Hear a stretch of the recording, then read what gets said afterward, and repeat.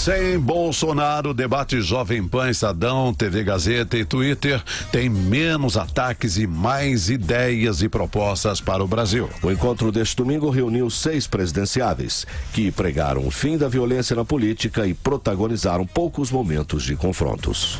Geraldo Alckmin, do PSDB, ressaltou a melhoria dos índices de criminalidade quando foi governador de São Paulo e prometeu fazer o mesmo pelo país. Álvaro Dias, do Podemos, quer melhorar a gestão dos investimentos no SUS e reforçar a fiscalização sobre os planos de saúde. Marina Silva, da Rede, defendeu a capacitação de professores e a ampliação do número de escolas em tempo integral. Guilherme Boulos, do PSOL, falou em acabar com a farra dos bancos, reduzindo os juros cobrados dos brasileiros. E Henrique Meirelles, do MDB, reforçou a própria história na gestão pública e voltou a prometer criar 10 milhões de empregos.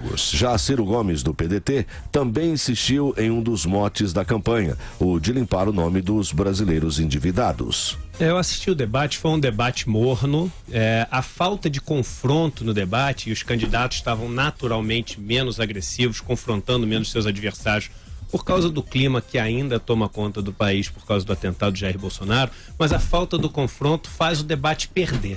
O confronto é importante no debate. O questionamento leva o candidato a mostrar para que veio, mostrar se ele está preparado, se ele está com as propostas claras na cabeça dele. Você veja que o momento que os dados de internet que foram mostrados durante todo o debate, aliás, uma coisa bem bacana do debate, essa história de unir a rede social com a televisão e etc, para ver o que a tendência está mostrando. Quando o Boulos questiona o Meirelles, por exemplo, da conta dele num paraíso fiscal. Foi um dos momentos, um dos melhores momentos do debate, onde você tem um negócio um pouco mais quente, o Meirelles é colocado em teste, você vê que ali ele dá uma gaguejada e depois ele tem que se superar e tirar o que ele tem de melhor ali dentro, como uma pessoa em frente às câmeras, em frente ao seu eleitorado. Então esses momentos de confronto, eles são importantes no debate. Eu acho que faltou um pouco, é normal ter faltado isso ontem, mas faltou um pouco isso e o debate saiu perdendo um pouco com isso. Professor Vila, bom dia. Bom dia a todos.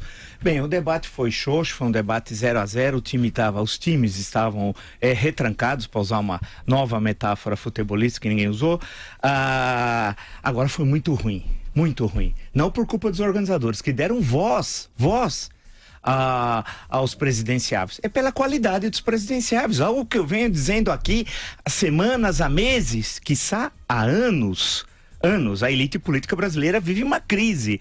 O exemplo claro é a falta de quadros políticos que poderiam sair e não saem por receio de participar na política e por ser um sistema petrificado e fechado, a novidade, né? Portanto, o retrato de ontem é o retrato do Brasil, não dos brasileiros, porque há uma fratura entre a elite política e a sociedade civil, que é muito dinâmica, trabalhadora, empreendedora, quer trabalhar, quer inovar, quer buscar, quer ocupar o território nacional, quer transformar o Brasil, deixar o Brasil continuar a ser um país de oportunidades, mas a elite política não deixa. Então essa fratura estava clara ontem, né? A falta de propostas é inacreditável. O melhor momento, bem destacado pelo Edu, foi o momento que o Boulos fez uma piadinha com o Meirelles. Eu não vou chamar o Meirelles, vou taxar o Meirelles. Bem, a piada é boa, né? E é boa também em essência, porque a tributação no Brasil precisa ser alterada, tal, mas precisava de qualidade. Tem momentos que deu sono, tal, né? É que eu estou sempre acordadão, durmo pouco, tal, mas porém é muito ruim. Agora, foi demarcado algumas coisas rapidamente para destacar. Uma delas, o Ciro fez questão de se declarar tributário do voto do Lula.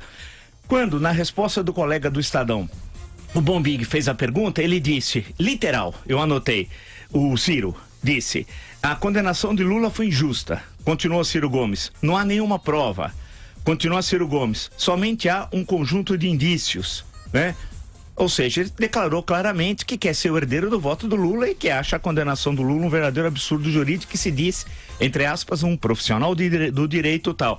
Então deixou claro, a Marina, que poderia entrar nessa questão do Lula, evitou dessa vez, mas fez uma clara sinalização à esquerda quando falou das terras indígenas, né? Insistiu na questão das terras. É bom lembrar ao nosso ouvinte que o Brasil, 12% do território, 12% são considerados reservas indígenas.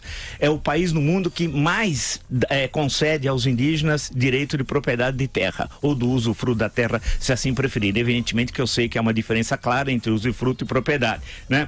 Agora, no conjunto, faltou qualidade, faltou proposta, e isso também que foi bem destacado pelo Edu, rapidamente concluindo, ou seja, há um receio do enfrentamento, como se o episódio, o Adélio Bispo, aquele que tentou assassinar o Jair Bolsonaro na quinta-feira, determinasse o rumo do debate.